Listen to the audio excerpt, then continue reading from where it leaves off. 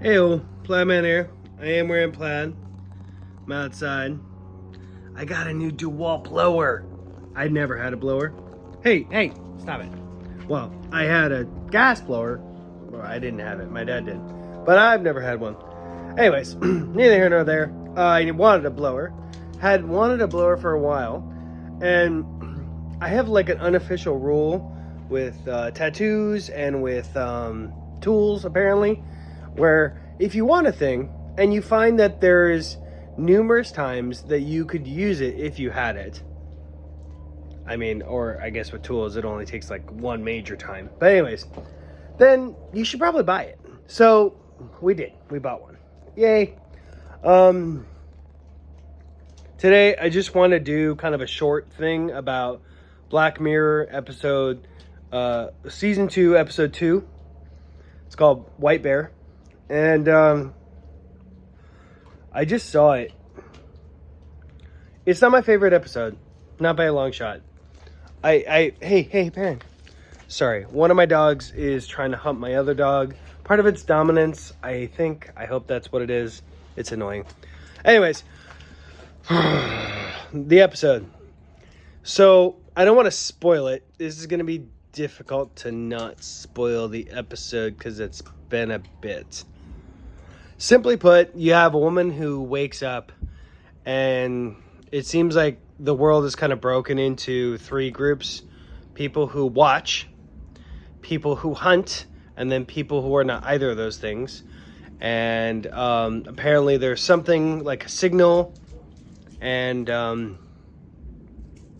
if you watch the signal, you're infected and you become like a watcher. And then you get evil people who are like, cool, now, since everyone's a watcher, I can take advantage of the situation.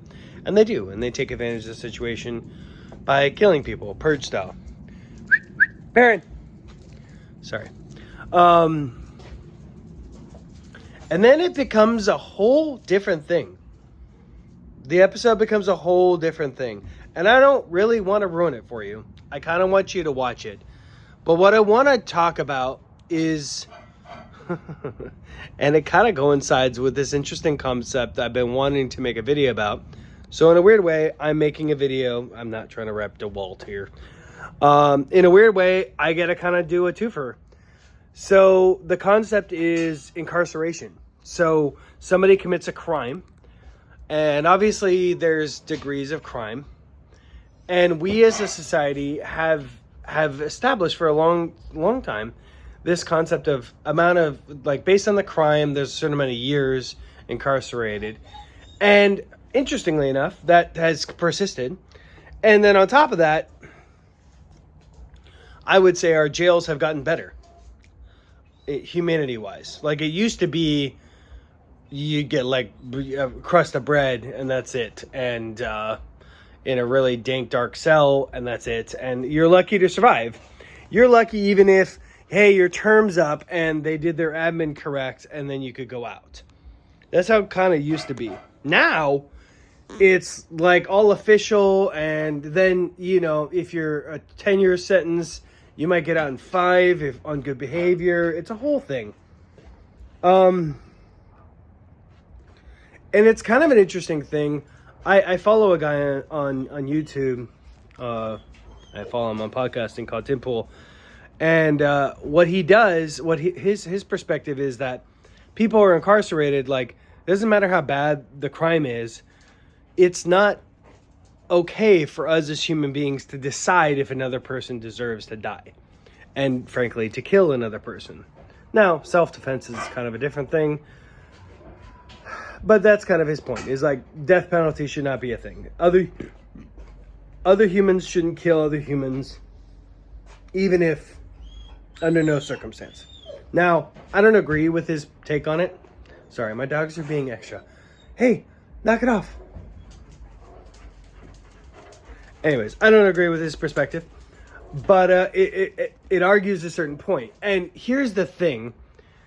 I kind of want to pivot away from that because I do want to have a separate video about incarceration and prison thing, because I've had, and Tim Pool even suggested, and I had a whole conversation about I like just take hardened criminals who are just unforgivable and put them on an island, give them food and water and some basic stuff and let them sort it out. Which I don't condone necessarily. I think it's an interesting concept, whatever.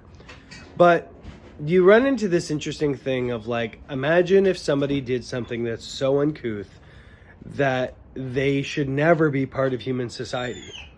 And then you run into this, hey, stop it. You run into this interesting question of like, well, what do you do with someone who's done that? Now, we're on YouTube, so I can't really be like super uncouth about what I say because it's bad, bad news. But I want you to imagine, like, what's the worst thing that you can imagine? And then I want you to think about like, well, what should happen to that person who did that thing that you can imagine? And think about it. And then I want to add one other component. Gosh dang it. I want to add one other component. So whatever you just imagine, whatever punishment you can imagine, okay? Then here's another question. What is your thoughts about torture? And is it ever excusable? Is it ever okay? Where would you be okay with it? And why? And to what end? Now, I want you to think about those things, and frankly, I'm going to leave you with that. I want you to think about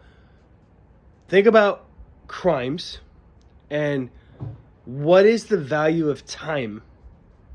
Like this concept of, oh, you committed a crime, you're in jail, right?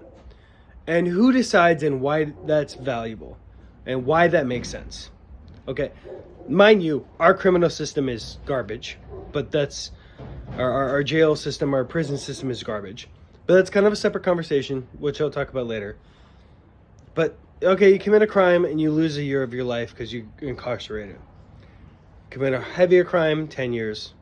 Heavier, 40 years, what have you. Hey! Then the other thing is, okay, let's say someone creates a heinous crime. It's so bad that a lifetime, like them in jail, incarcerated for a life, 100 years is not enough. What they did is so heinous, they deserve to be tortured. Not for information, but as punishment for their crime.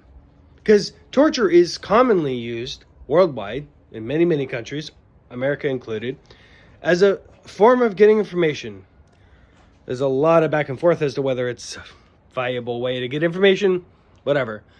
But let's say somebody committed a crime that's so heinous that just killing them, let's say killing them's out of the question, and just them being incarcerated is not enough because of what they did is so bad. And I want you to think with, what could someone do that's so bad? And then be like, is torture a viable thing? And then, yeah, I want you, that's it. Sorry. I've done my best to not spoil the episode. Maybe I spoiled the last episode of the, whatever, I don't know. But this one is kind of a two-parter. It's kind of a two-part interesting episode. Black Mirror, the show, in my opinion, is one of the best shows that you can watch on Netflix. I'd also suggest Arcane if you haven't seen it. I'm going to rewatch episode 1, or season 1, because season 2 is coming out, or is out. But I suggest you watch this. I love it. It's good. Each episode, when I first saw the show, hey, parent, knock it off. When I first saw the show, each episode, I had to pause and like contemplate and talk to my wife for about 45 minutes. Now, I'm not expecting everyone to do that because everyone's different than me. We just are. But I want you to have a moment after watching each episode. Like, this show is not something you just binge watch, even though it's all available now. It's not like Squid Games where you're like, oh, just this show, I can just, whatever. I feel like every episode is worthy to watch and to think about and pontificate, especially in this one. Who would you be in the beginning? Would you be a hunter? Would you be a watcher? Would you be an independent? And why? And what would you do if you were a hunter? And what would you do if you were independent? And what would you do if you're a watcher? Which watchers don't really have anything they can do, they're just watching. This episode challenges that, and I want you to watch it. I love you all. Platinum out. Bye.